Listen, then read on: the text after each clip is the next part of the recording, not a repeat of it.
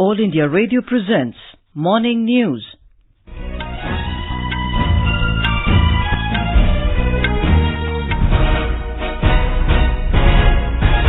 Good morning, I'm Anuja Kumar.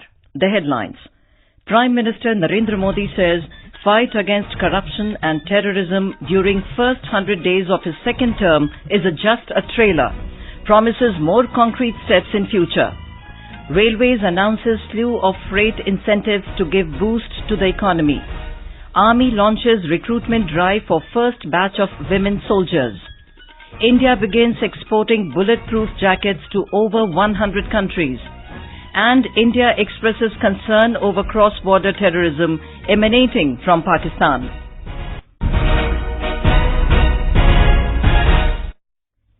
Prime Minister Narendra Modi has said that development and the fight against corruption and terrorism during the first 100 days of his second term is just a trailer of a fast-paced film.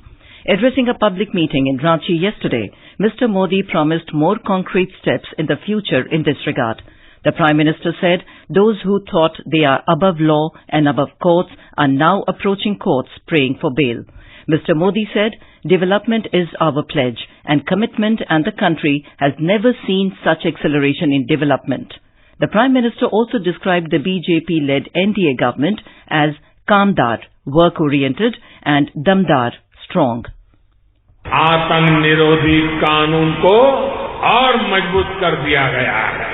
हमारा संकल्प है जम्मू कश्मीर और लद्दाख को विकास की नई ऊंचाई पर पहुंचाने का। 100 दिन के भीतर ही इसकी शुरुआत हमने कर दी है। हमारा संकल्प है जनता को लूटने वालों को उनकी सही जगह पहुंचाने का, और इस पर भी बहुत तेजी से काम हो रहा है और कुछ लोग चले भी गए अंदर। He was speaking after launching Pradhan Mantri Kisan Man Dhan Yojana that will help small and marginal farmers by providing a minimum pension of 3,000 rupees per month on attaining the age of 60 years. Mr. Modi also launched an ambitious pension scheme for shopkeepers, Pradhan Mantri Laghu Vyapari Man Dhan Yojana. Another Swarojgar pension scheme was also rolled out for self-employed persons. He also inaugurated a new building complex of Jharkhand Assembly, which will be the first paperless assembly in the country. Prime Minister also inaugurated a multimodal cargo terminal at Sahibganj, which will connect Bangladesh, Nepal, and the northeast areas. India has expressed concern on cross-border terrorism emanating from Pakistan. Senior Indian diplomat Vijay Thakur Singh met UN Human Rights Chief Michelle Bachelet in Geneva yesterday and conveyed India's concerns on the threat posed by cross-border terrorism. She also briefed Bachelet on the steps taken towards gradual return to normalcy in Jammu and Kashmir.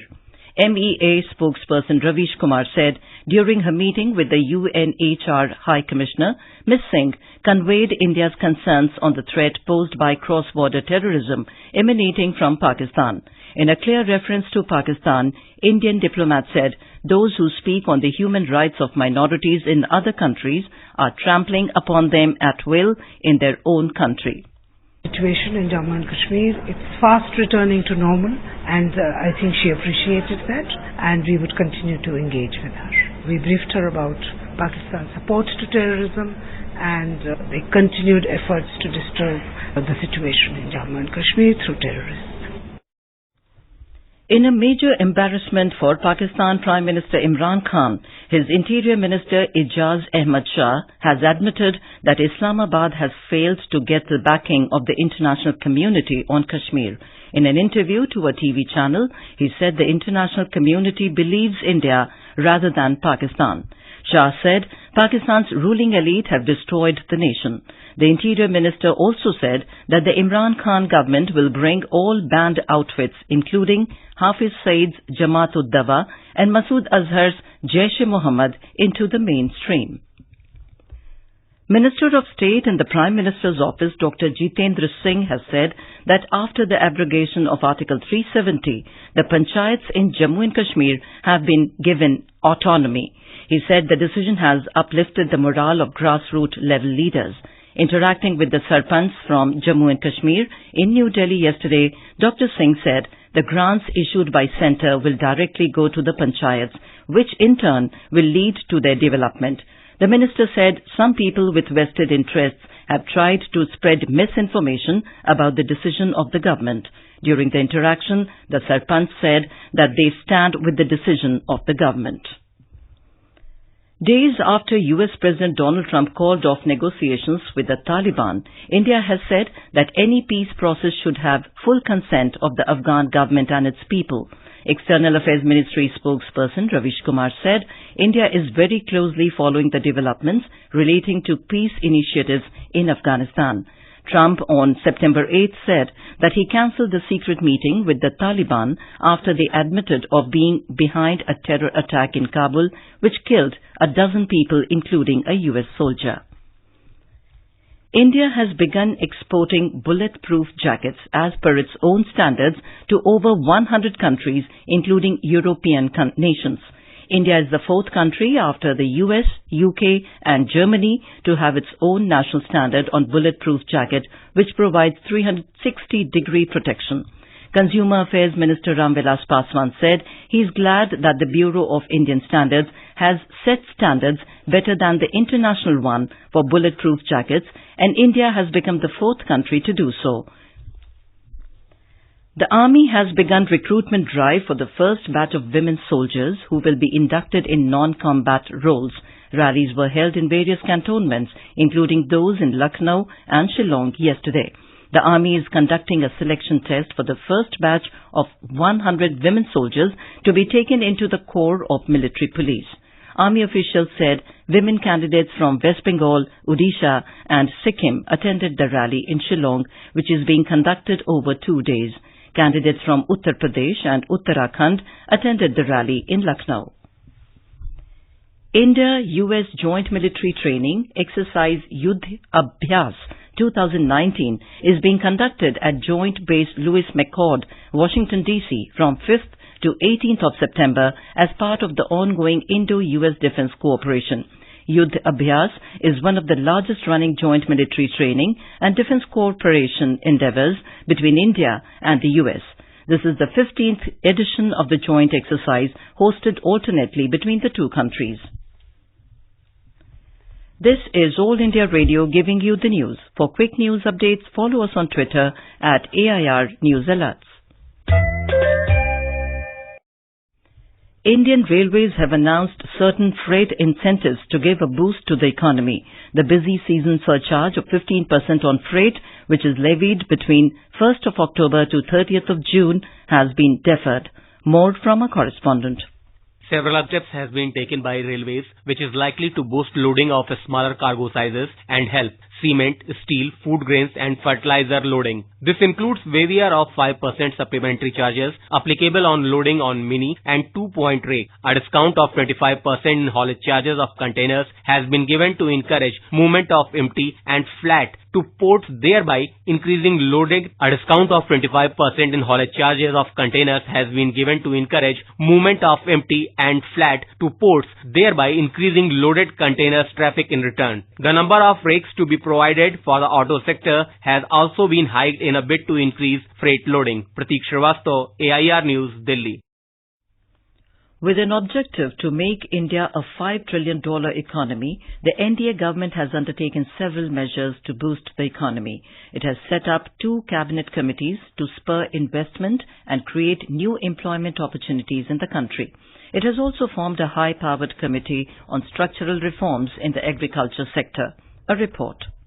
The merger of 10 public sector banks into 4 entities, a historic move to rationalize operations, reducing cost of lending and enhance profitability. The decision will enable banks to enhance credit capacity, risk appetite, better ability to raise resources from market, strong national presence and global competitive edge. Besides, 70,000 crore rupees will be released to public sector banks upfront and additional lending and liquidity to the tune of 5 lakh crore rupees to benefit corporates, retail borrowers, MSMEs, small traders and others.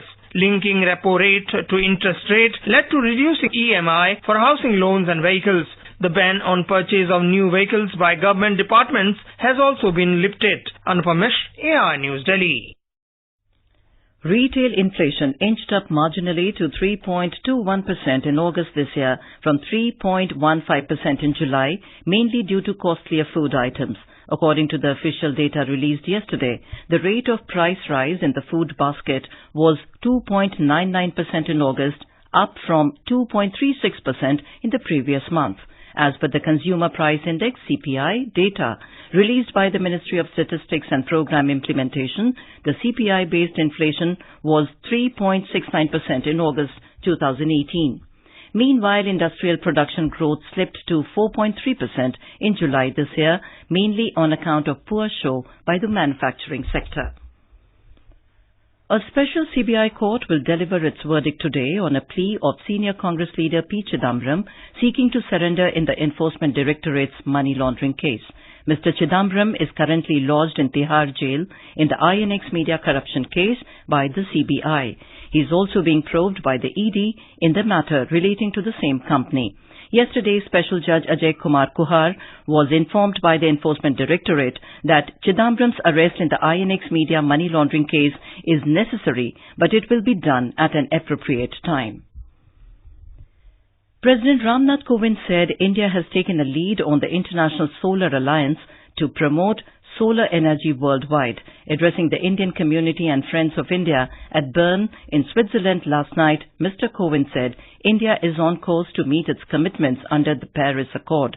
International Solar Alliance was formed in parallel with the Paris Agreement. The alliance was first announced by India and France in Paris in November 2015. This initiative focuses on meeting the escalating energy demand and fight rapid climate change. Mr. Kovind is visiting Switzerland as part of his three-nation tour to enhance political, cultural and trade ties. Union Minister of Petroleum and Natural Gas Dharmendra Pradhan said the United Arab Emirates can play a major role in India's ambitious transition from a hydrocarbon economy to a gas-based economy. In an interview to Emirates News Agency in Abu Dhabi, Dharmendra Pradhan added that although the UAE is not a primary supplier of gas, the country can be a big investment partner in some of India's gas projects, such as putting up the liquefied natural gas LNG terminals and city gas distribution networks. In Uttar Pradesh, the historic Ram Leela of Ramnagar on the occasion of Anant Chaturdashi began yesterday. Recognized as an intangible world cultural heritage by UNESCO, this Ram Leela attracts locals as well as foreign tourists in large numbers. More from our correspondent. Considered as the oldest Ram Leela of the world, Ram Leela of Ramnagar started with the birth of Ravana and the tableau of Kshir Sagar at Rambagh Pokhara in Ramnagar, Varanasi. The preparatory rituals started on Ganesh Chaturthi, when Ganesh Pujan and worship of Ramcharitmanas, Lord Hanuman were performed, and after Ravan's birth yesterday, play of Ram Leela started on theatre sets at different locations under open skies. More than 200 years old Ramnagar Ram Leela is perhaps the only ancient art form which is untouched by modern technology, and characters are played only by male artists. Sushil Chandra Tiwari, AIR News, Lucknow. And now for an overview of today's newspapers, it's over to Sunil Verma. Thank you, Anuja. Almost all the dailies have covered the denial of second access to Kulbhushan Jadhav by Pakistan. The Pioneer writes, Pak defies ICJ on Jadhav. EPFO to set up offices in J&K offer hardship pay to officials, headlines the Hindustan Times. GST Council may lower levies on auto, biscuits, states the Economic Times, as part of efforts to revive growth. The Delhi-Lucknow Tejas Express will be the first train not to be operated by railways. The Hindu writes IRCTC plans a slew of goodies for Tejas Express. And finally, all the dailies have reported of revamping of Lutyens Delhi, government to redevelop Rajpath, Parliament and Secretariat with a new Rajpath for New India, writes the Times of India. With that, it's back to you, Anuja. Thank you, Sunil. And now, before we end the bulletin, the headlines once again. Prime Minister Narendra Modi says fight against corruption and terrorism during first 100 days of his second term is just a trailer. Promises more concrete steps in future. Railways announces slew of freight incentives to give boost to the economy. Army launches recruitment drive for first batch of women soldiers. India begins exporting bulletproof jackets to cover 100 countries. And India expresses concern over cross-border terrorism emanating from Pakistan. And with that we end the morning news. Have a nice